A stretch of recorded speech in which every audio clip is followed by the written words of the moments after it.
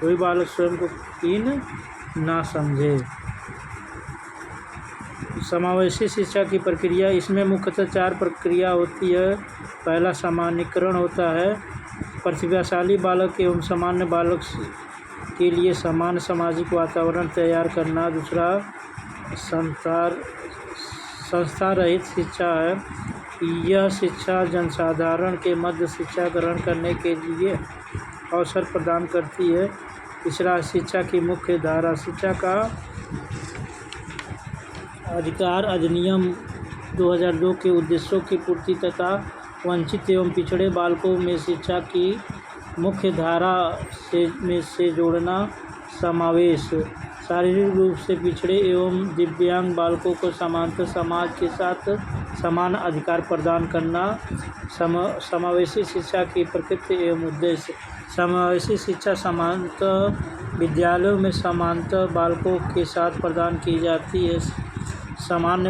विद्यालयों में समान बालकों के साथ प्रदान की जाती है समावेशी शिक्षा। इस शिक्षा में असमर्थ एवं समर्थ बालक दोनों शिक्षा प्राप्त करते हैं, जिसके द्वारा बालकों में एक दूसरे को समझने, आपसी सूझबूझ एवं आवश्यकता अनुसार सहायता करने की प्रवृत्ति जागृत होती है।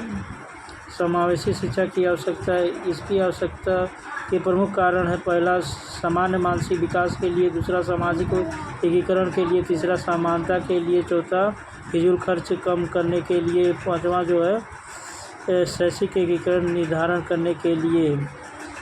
अब हम वंचित बालक के बारे में बताएंगे। डिसेबिलिटीज चिल्ड्रेन, समान अर्थ में जीवन के सुख सुविधाओं से बालक वंचित रहता है, सुख सुविधा प्राप्त नहीं कर पाता है। सामाजिक, आर्थिक एवं सांस्कृतिक रूप से लाभ प्राप्त करने वाले समुदाय